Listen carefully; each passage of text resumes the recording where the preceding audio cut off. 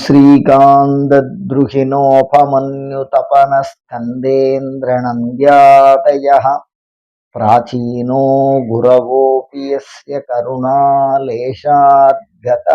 गौरवम् तं सर्वादिगुरुं मनोज्ञवपुषं मन्दस्मितालङ्कृतम् चिन्मुद्राङ्कितमुद्रपाणिनलिनं चित्ते शिवं कुर्महे। नमस्तरसस्पतये नमस्तकीनां புரோகானாம் சக்ஷுஷே நமோதிவே நம பிரதிவே நமஹ. எல்லாம் வல்ல இறைவியனுடைய பெருங்கருணையினாலே அபிராமி சமயத்தின் அந்தாதி குடில் சார்ந்து உங்களை சந்திப்பதில் பெருமகிழ்ச்சி அடைகிறேன். அதில் உபாசனை ரகசியங்கள் 108 என்ற தலைப்பிலே நாம் சிந்தித்துக் கொண்டிருக்கிறோம். அதிலே இன்று நாம் தொடர்ச்சியாக நான் யாரை தேடி செல்ல வேண்டும் அப்படின்னு ஒரு தலைப்பு. உபாசனைய கத்துக்கணும்னு நினைக்கிறவா என்ன செய்யணும், அதை அனுபவத்தில் சாத்தியப்படுத்தி கொள்ள என்பதை பற்றி நாம் சிந்தித்துக் கொண்டிருக்கிறோம். ஒன்று, குலதெய்வம் வழிபாடு பண்ணணும். குலதெய்வம் தெரியாதவர்கள் அதை அறிவதற்கு 2 விதமான வழிபாடுகள் சொல்லப்பட்டிருக்கிறது. தெரிஞ்சவாளுக்கு பிரச்சனை இல்லை, நேரடியாக குலதெய்வத்தை போய் பார்த்துடலாம். அப்படி தெரியாதவாளுக்கு இந்த உண்டியல்ல காசு போடுறது அப்படின்னு ஒரு விதமான பிராயச்சித்தம் சொல்லியிருக்காங்க. இப்போ அடுத்தது பார்த்தீங்கன்னா, ஆகமங்கள்ல தந்திர சாஸ்திரங்கள்ல இந்த மாதிரி குலதெய்வம் தெரியாதவர்களுக்கு என்ன வழிபாடு செய்தால் குலதெய்வத்தை நாம் கண்டறியலாம், சிஷ்யனுக்கு முதல்ல ஆர்வம் இருக்கா அப்படின்னு பார்க்கறதுக்கு ரொம்ப காலமா ஒரு குருவை ஒருத்தர் போய் எனக்கு ஏதாவது மந்திரம் சொல்லி கொடுங்கோ, எனக்கு ஏதாவது மந்திரம் சொல்லி கொடுங்கோ அப்படின்னு கேட்டுட்டே இருக்கணும். ஒரு வைணவ ஞானியனுடைய கதையில கூட ஒரு 40 முறை அவர் அவருடைய குருநாதர்கிட்ட போய் மந்திரம் சொல்லி கொடுன்னு கேட்டாராம். 40 முறைங்கிறது ஒரு பெரிய விஷயமா அப்படின்னு கேட்டா, தூரம் அப்படிப்பட்டது. அந்த காலத்துல எல்லாம் 6 தாண்டாம ஒரு ஊருக்குள்ளேயே வசிச்சா. ஒரு 40லேருந்து 45 கிலோமீட்டர் நடந்து போய் நடந்து வரணும். அப்படி ஒரு 40 தடவை ஒரே குரு கிட்ட ஒருத்தர் முயற்சி பண்ணியிருக்காரு அப்படின்னா, அவருடைய உள்ள உறுதியை எப்படி சொல்றதுன்னே தெரியல. அவர் தான் பிற்காலத்துல மிகப்பெரிய ஞானியா வந்தவர். எதுக்கு சொல்றேன் அப்படின்னா, அந்த மாதிரி தொடர்ந்து குருவினிடத்திலே எனக்கு மந்திரம் சொல்லி கொடுங்கோ அப்படின்னு கேட்டுட்டே இருக்கும். அப்படி இவன் பல முறை வருகிறானான்னு பார்த்துட்டு அந்த குருநாதர் என்ன பண்ணணும், ஒரு நாளைக்கு அவனால் அளிக்க முடியாத கடினமான ஒரு தட்சணையை வாங்கியிருக்கான். அதனாலதான் குரு வாங்கிறது தட்சிணைன்னு சொல்லுவோம். ஏற்கனவே தட்சிணையை பற்றி சொல்லியிருக்கேன். அது ஆற்றல் உடையது. அப்படி இருக்கும்போது அது முடியாது அப்படின்னு தெரிஞ்சும் ஒரு பலவந்தமான ஒரு பெரிய அளவிலான ஒரு தட்சிணையை கேட்பார் குரு. சிஷ்யன் அந்த மாதிரி கஷ்டப்பட்டு ஒரு தொகையை, அந்த காலத்துல சாத்தியம் இல்லாத தொகையா இருக்கும், அந்த மாதிரி ஒரு பெருந்தொகையை கேட்பார். அப்படி கேட்டவுடனே அதை முயற்சி பண்ணி அவன் அடையிறானா. குருவனுடைய நோக்கம் பணம் சம்பாதிக்கணுங்கிறது இல்லை, இருந்தாலும் சிஷ்யனுக்கு அந்த ஆர்வம் இருக்கா, பல முறை நடந்து வர்றதுனால அதை பார்க்குறாரு. அதுக்கப்புறம் அவனுடைய முயற்சி எப்படி இருக்கு, நம்ம சொல்ற விஷயங்களை செய்யறதுல அவன் எந்த அளவுக்கு ஈடுபாடுடையவனாக இருக்கிறான் அப்படின்னு. அதனால அந்த காலத்துல சம்பாதிக்கிறதுக்கு ஆடி ஊடி சம்பாதிச்சு அதுல ஒரு பெருந்தொகையை, இது பேர் வரகான்னு பேர். அந்த மாதிரி கொடுக்குற தட்சிணை குருவுக்கு கொடுக்கும்போது அதை நம்ம சம்பாதிக்கும் போது வரகான்னு பேர். அந்த சம்பாதிச்சு ஒரு பெருந்தொகையை குரு கிட்ட கொண்டு கொடுத்து, இப்ப அவர் என்ன சொல்லுவாரு, பார்க்கலாம்பா அப்படின்னு காசை வாங்கி வச்சுட்டு விட்டுருவார். இந்த ஒரு சூழல்ல சிஷ்யன் குருவை பத்தி என்ன நினைப்பார்? ஏன்னா இந்த மனுஷன் இவ்வளோ தூரம் நிறையா நடக்கிறோம், இந்த மாதிரி சம்பாதிச்சு கையில் கொடுத்து இன்னும் இந்த தேவதை ஏன் சொல்லி தர மாட்டேங்கிறாரு அப்படின்னு நினச்சி அவருக்கு பொறுமை இருக்கிறதா என்பதை பார்ப்பார். அது இவரும் அந்த சிஷியன்கிட்ட பேச மாட்டார், சிஷியனும் குருக்கிட்ட வந்து பேசுறதுக்கு வாய்ப்பு தர மாட்டார். இப்பெல்லாம் அந்த மாதிரிலாம் கிடையாது. நம்மலாம் ஏகப்பட்ட கம்யூனிகேஷன்ல இருக்கோம். நீங்க யோசிச்சு பாருங்க, ஒரு பெரிய தொகையை ஒருத்தர்ட்ட கொடுத்துட்டு இதுக்கு ஒரு அட்மிஷன் கேட்குறோம், கொடுக்குறோம் அப்படின்னா நம்ம பணம் கொடுத்தோன்னே அது அட்மிஷன் போட்டாச்சு அப்படின்னு கேட்கணும். அந்த மாதிரிலாம் கேட்க முடியாது. இப்படி சிவனேனே இருப்பார். அப்படி இருக்கும்போது கூட திடீர்னு ஒரு நாளைக்கு தேவதை அவருக்கு உத்தரவு கொடுக்கும். இந்த பணத்தை என்னடா பண்ணீங்க அப்படின்னா, அப்போ வந்து ஆகம வழக்கில் என்ன பண்ணுவாங்க, ஒரு நிறைய சாமியோட பேரை ஓலைச்சுவடிகளில் கடிகான் பேர், கடிகான பானை, கடிகாரம் அப்படின்னா அந்த காலத்தில் பானையில் தண்ணி ஊற்றி வச்சிருப்பா, அதில் ஒரு ஓட்டை இருக்கும். அந்த ஓட்டையில் இருக்கிற தண்ணி ஃபுல்லாக இறங்கிடுச்சுன்னா 1 மணி நேரம். ஒரு பானையில் ஒரு பானை தண்ணி 1 மணி நேரம். அது மாதிரி 4 தடவை 5 தடவை தண்ணி கட்டுவா. அந்த மாதிரி அது காலம் காட்டுகிறது. அந்த மாதிரி ஒரு பானைக்குள்ள ஓலைச்சுவடிகளில் நிறைய சாமிகள், ஆகமங்கள்ல பரிந்துரைக்கப்பட்ட சாமிகள், அந்த சாமிகள்ல வேற யாரையாவது விட்டு அந்த இதுல ஒண்ணு எடுக்க சொல்லுவா, இந்த ஓலைச்சுவடியில. ஆனா இது சிஷ்யனுக்கு தெரியாது. சிஷ்யனை கண்டுக்காதவன மாதிரியே அலட்சியம் பண்ணது மாதிரியே குரு இருப்பார். இப்ப அந்த ஓலைச்சுவடியை எடுத்துட்டு அதுல ஒரு சாமி வரும். அந்த சாமி பார்த்தீங்கன்னா ஆகமத்துல பரிந்துரை பண்ணியிருப்பா. இந்த சாமி அப்படிங்கிறது எல்லாம் தாந்திரிக் ஸ்டடீஸ்ல இருக்கு. அதை எடுத்துருவா. அதை எடுத்து இப்ப காசு கொடுத்தவனுக்கும் மந்திரம் கேட்டுருக்கிறவனுக்கும் சம்மந்தமே இல்லை. இது வேற சிஷ்யன். அவர் பாடம் சொல்லி கொடுத்துருப்பாரு. சின்ன குழந்தையெல்லாம் வாழ விட்டு எடுக்க சொல்லுவார். அதை எடுத்து அந்த காலத்துல சிலை பண்றதுங்கிறது ரொம்ப கஷ்டம். அதாவது இப்ப பண்ற மாதிரி இல்லை. இப்போ வந்து நம்ம மாத்து வாசல்லையே சில சிலைகளை நாம் வாங்கலாம். அந்த அளவுக்கெல்லாம் வந்து வியாபார தந்திரங்கள், அந்த வாங்கக்கூடிய பண்பு எல்லாம் வந்துருச்சு. அந்த காலத்துல என்ன பண்ணுவாங்கன்னா, அந்த மாதிரி ஒரு சிலை அடிக்க சொல்லுவாள். அந்த சிலையை அடித்து அதை வாங்கிட்டு வருவாள்.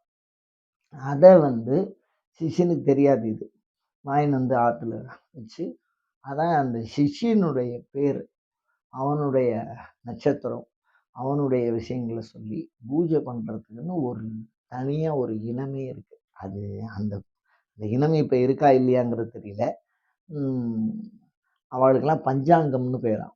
பஞ்சலக்ஷணவர் பஞ்சாங்கம் அப்படிங்கிற மாதிரி சொல்கிறாங்க. இந்த மாதிரி ஒரு இனம் இருந்திருக்கான்னே நம்மலாம் யோசிக்க வேண்டியதாக இருக்குது. பட் இருந்திருக்கு, அது நடைமுறையில் நடந்திருக்கு. அப்படிதான் நம்ம பதிவு செஞ்சுக்கணும். அதில் வந்து அவர்கள்ட்ட இந்த சிலையை கொடுத்து அந்த சிஷ்யனுடைய பேர் நட்சத்திரம் சொல்லி அவன் அதை பூஜை பண்ணி அதில் ஒரு சிஷ்யன் பேரையே சொல்லுவாள். சிஷ்யன் பேர், அவனுக்காக பூஜை பண்ணுற அந்த வடிவம். இந்த வடிவம் வந்து சிஷ்யனுக்கு தெரியாது. அதை பூஜை பண்ணி அதை வந்து பாடசாலையிலையோ இல்லை கோயில்களிலேயோ இல்லை ஆற்றில் விடுற வழக்கம் இருக்கு. அதாவது கடலில் விடுற வழக்கம் இருக்கு. அப்படி கடல்ல விடும்போது அந்த சிஷ்யன் வந்து சம்மந்தமே இல்லாமல் அவன் கனவுல இந்த பூஜை பண்ணின தேவதை போய் இதை மாதிரி என்ன ஆற்றுல விடுறாடா அப்படின்னு அந்த தேவதை போய் கனவுல சொல்லும். அப்போ சிஷ்யன் இதுவரைக்கும் குருவை தேடி வராமல் இருப்பார். இப்போ அந்த இறை அருளால் இது மாதிரி எனக்கு ஒரு வித்தியாசமான ஒரு கனவு வருது. சில பேர் வந்து கனவு சொல்லும்போது காலம்பரலையும் சாயந்தரம் கனவு காண்றவாள்லாம் இருக்கா. அது மாட்டுக்கு கனவு கண்டுட்டே இருப்பா. என்ன காண்றோங்கிறது புரியாது, அவளுக்கு விளக்கமாக சொல்லவும் முடியாது. இது அப்படிலாம் கிடையாது. ஆகம சாஸ்திரத்தில் சொப்பன விதி படலம்னே தனியாக இருக்கு. இந்த கனவு இந்த இறைவன் இப்படி வரும் அப்படிங்கிறதெல்லாம் குறிப்பு இருக்கு அதில். அதில் சொல்லும்போது அந்த கனவுல ஒரு கனவு அங்கே வரும். அந்த சிஷ்ய பிள்ளைக்கு வரும். அப்படி வந்தோன்னா அவர் வந்து இந்த மாதிரி யார் பூஜை பண்ணுறான்னு தெரியல, ஒரு சிகப்பு வஸ்திரம் கட்டி ஒரு பிள்ளையார் சிலையை கொண்டு போய் ஆற்றுல விடுறாரு. உதாரணத்துக்கு நான் சொல்கிறேன், பிள்ளையார் சிலையை கொண்டு போய் ஏதோ நீரில் போடுற மாதிரி நான் காண்றேன். அது எனக்கு அப்படியே பதறி போய் அழறேன். அவர் நான் சொல்கிறத கேட்க மாட்டேங்கிறார் அப்படிங்கிற மாதிரி சொல்லணும். அப்படி சொன்னா, அந்த சிஷ்யன் என்ன விக்கிரகம் சொல்றானோ, அந்த விக்கிரகமா அது இருக்கணும். இப்ப விநாயகர் கிடைச்சா சிஷ்யன் விநாயகர் தான் சொல்லணும். அம்பாள அ ஆத்துல விட்டா சிஷ்யனும் அம்பாள் தான் சொல்லணும். இந்த மாதிரி அந்த அந்த சிலையில இருக்கக்கூடிய அடையாளம் மிக தெளிவா சொல்லுவான் சிஷ்யன். அப்படி சொன்னால் அவனுக்கு அந்த சுவாமியினுடைய மந்திரத்த ஆகமங்கள்ல குறிப்பிட்டிருப்பான். மந்த்ராவதார விதிப்படலம்னு இருக்கு. அதுல குறிப்பிட்டிருக்கும். அந்த மந்திரத்துல ஒரு மந்திரத்த எடுத்து சொல்லிக் குடுப்பான். அதுல தீக்ஷா விதியில எந்த சாமி எப்படி வரும்னு இருக்கு. இப்ப விநாயகர் இருக்கார். உதாரணத்துக்கு சொல்றேன். அவர் வந்து ஒரு நெடிய மனிதனா வரமாட்டார். மிக உயரமா இருக்கா மாட்டார். குள்ளமா தான் வருவார். நார்மலா மத்தவாள விட அவருடைய உடல் அப்படிங்கிறது குள்ளமா இருக்கும். அந்த மாரி குள்ளமான மனிதர்கள் மாரி வருவார் அப்படின்னு ஒரு குறிப்பு ஆகமத்துல இருக்குன்னா, அப்படியே தான் வரும். ஆகமத்துல உள்ளது பிரம்ம சத்தியம். ஆ சுவாமியே சொன்னது அது. அந்த மாதிரி குறிப்பு சொல்லும்போது அந்த சிஷ்யனுக்கு அத உணர்த்தி, அ இத மாதிரி உனக்கு வரும் அப்படின்னு சுவாமிக்கு வந்து 8 அடையாளம் சொல்றார். அஷ்டபந்தன மகா கும்பாபிஷேகம் சொல்லுவார். பந்தனம் என்று சொன்னால் பற்று. இறைவனை பற்றி பிடிப்பதற்கு 8 விதமான அடையாளங்கள் மானுடத்திற்காக ஆகமங்களிலே பரிந்துரை செய்யப்பட்டிருக்கிறது. அதுல இந்த 8 அடையாளத்துல ஒரு அடையாளத்த அவனுக்கு சொல்லுவான். இத மாதிரி சுவாமி வரணும்னு. அவன் அதையே மனசுல நினைச்சுண்டு ஜெபம் பண்ணிட்டே இருக்கணும். அது வந்து அட்சரத்துக்கு லட்சம் ஏறணும். சாமானியமாலாம் இந்த மாரி உபாசனைகளில சித்தி ஆவறதெல்லாம் ரொம்ப கஷ்டம். ஒரு மந்திரம் குறைந்தபட்சம் ஒரு நொடியிலிருந்து, ஒரே நொடியில கூட ஒரு மந்திரம் சித்தியாகலாம். அத ரொம்ப அழகா சொல்லுவாரு. அ ஒரு அஷ்டாவக்ரர். ஒரு குதிரை மேல ஒரு கால வச்சு ஏறி, அந்த குதிரைக்கு அந்தண்ட பக்கம் அந்த கால தூக்கி போடுவாளோ இல்லையோ, அதுக்குள்ள ஒரு மனுஷனுக்கு ஞானம் வருமாம். அந்த அளவுக்கு தேவதை அனுக்கிரகம் பண்ணலாம். அவ்வளோ வல்லமை இருக்கு. அதிலிருந்து 12 வருடம் அதிகபட்ச காலம் ஒரு மந்திரத்த ஜெபம் பண்ணி 12 ஆண்டு காலம். ஆனால், இப்ப நான் சொல்றது என்னன்னா, காலம்பற எழுந்து தூங்கி எழுந்திருந்து திருப்பி திருப்பி அப்படியே ஓடினா 12 வருஷம் ஆனா சித்தி ஆகாது. அ குரு சொல்ற வழியில அ அந்த முறைய நம்ம ஃபாலோ பண்ணணும். அப்படி ஃபாலோ பண்ணி எ ஒரு நாளைக்கு குறைந்தபட்சம் 100லேருந்து 1000 ஆவர்த்தி ஜெபம் பண்ணணும்னு சொல்றா. அப்படி ஜெபம் பண்ணினால் அதில இது 12 வருஷம்னு அர்த்தம். ஆவர்த்தின்னு பேரு. ஜெபத்த திருப்பி திருப்பி சொல்லிக்கிட்டே இருக்கிறது. அதுல குறைந்தபட்சம் 100 ஆவர்த்தியிலிருந்து அதிகபட்சம் 1000 ஆவர்த்தி ஒரு சிஷ்யன் ஜெபம் பண்ணணும் ஒரு நாளைக்கு. அத வந்து இடையீடு உட்றக்கூடாது. எக்காரணத்த கொண்டும். அது வருதா, வரலையா, பலன் குடுக்குதா, குடுக்கலையா அப்படிங்கிறதெல்லாம் அங்க எந்த இடத்துலயும் எந்த முக்கியத்துவமே கிடையாது. நீங்க பண்ணிட்டே இருக்க வேண்டியது தான். அதுல அட்சரத்துக்கு லட்சம் வரும்போது தானா அந்த தெய்வம் பேசும். இப்ப அது முதல்ல உங்களுக்கு எப்படி வந்ததோ, அதே மாதிரியே வரும். முதல்ல குள்ளமா வந்தா கடைசி வரைக்கும் அப்படிதான் வரும். அந்த நீங்க சொல்ற சொப்பனத்த வச்சு தான் இந்த மந்திரம் வரும். அதே மாதிரி தான் தேவதை வரும். அந்த வடிவத்த தான் சிவலிங்கம் அப்படின்னு சொல்ற வழக்கம். உருப்போடாத உருப்பட மாட்டான் அப்படின்னு அ திட்டுற வழக்கம் உண்டு ஊர் பக்கம். அப்படின்னா என்னன்னா, உரு போடுறதுன்னு அர்த்தம். ஜெபம் பண்ணிட்டே இருக்கிறது. அப்படி போட்டா இறைவன் உருப்படுவான். அருவமாக இருக்கக்கூடிய அந்த இறைவன் உருப்படுவான். அப்படி அந்த உருப்படுற பொழுது நமக்கும் அவனுக்கும் ஒரு தொடர்பு ஏற்படும். அந்த தொடர்பின் வழியாக அதுக்கப்புறம் அவன் எந்த விஷயம் சொன்னாலும் அது நடைமுறையில சாத்தியப்படும். அதனால தான் வந்து பஞ்சாங்கக்காரர் பூஜை பண்றத அந்த பையன் சொப்பனத்துல தெளிவா இருக்கும். அது மாற்றி வந்ததுன்னா இப்ப விநாயகர பூஜை பண்ணும்போது ஒரு அம்பாள் வரான்னு வச்சுக்கோங்க சொப்பனத்துல. அப்படின்னா, அந்த சிஷ்யனுக்கு என்ன மந்திரம் குடுக்கணும்னா, விநாயகர் குடுக்கக்கூடாது. அம்பாள் தான் குடுக்கணும். அவன் சிஷ்யன் என்ன சொல்றானோ அதான் பிரதானம் அங்க. இந்த பிராயச்சித்தத்துல மாத்திரம். ஏன்னா, அவனுக்கும் தேவதைக்கும் உண்டான ஒரு பண்பு. தேவதைங்கிறது முழுவதுமாய் இச்சை, ஞானம், அறிவு, செயல், ஆற்றல் உடைய ஒரு பேர் அன்பிற்குரிய ஒரு விஷயம். நீங்க அப்படியே போடுறதுனால ஒரு கம்ப்யூட்டர் மாரியோ, ஒரு வண்டி மாரியோ, இந்த மாதிரி ஒரு மெத்தடாலஜி நீங்க அப்ளை பண்ணுனீங்கன்னா, இந்த மாரி அது நடக்கும் அப்டின்னுலாம் சொல்ல முடியாது தேவதைய. தேவதை வந்து ஒரு மனுஷன் மாரி, நம்மள மாரியே பேசும். அதுக்கு அன்பு, பாசம், கோபம் எல்லாத்தையும் நம்மகிட்ட காமிக்கிறா மாதிரி காமிக்கும். அது கோவப்படுற மாரி இருக்கும். அது அன்பா இருக்கா மாரி இருக்கும். அது எல்லாமே நம்மளுடைய கர்மாவ தீர்க்கிறது. தேவதை என்பது ஒரு முழுவதுமான இருத்தல் இயல்பு. அதை கண்டுபிடிப்பதற்கு இந்த மாதிரி ஒரு வழிய சொல்லியிருக்காங்க. அப்படி தேவதையே வந்து அ அனுக்கிரகம் பண்றது இப்படிங்கிற முறை பாரம்பரியமாக பின்பற்றி வந்திருக்கிறார்கள்.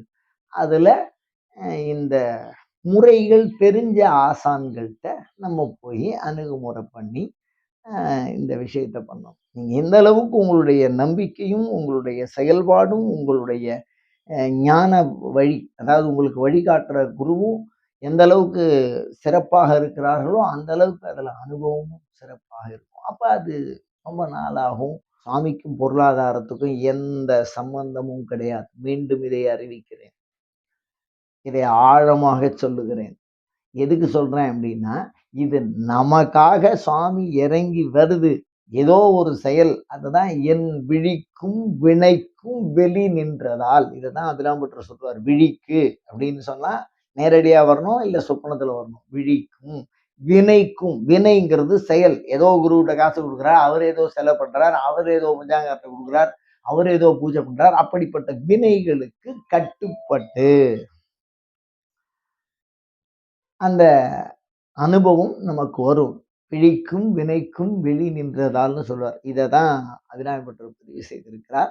அப்படிப்பட்ட வழியிலே சென்று நாம் இறையருளை பெற, உபாசனையை பெற முயற்சி செய்வோமாக. அயம் தர்மஹா உத்தரோத்தர அபிவிருத்திரஸ்து.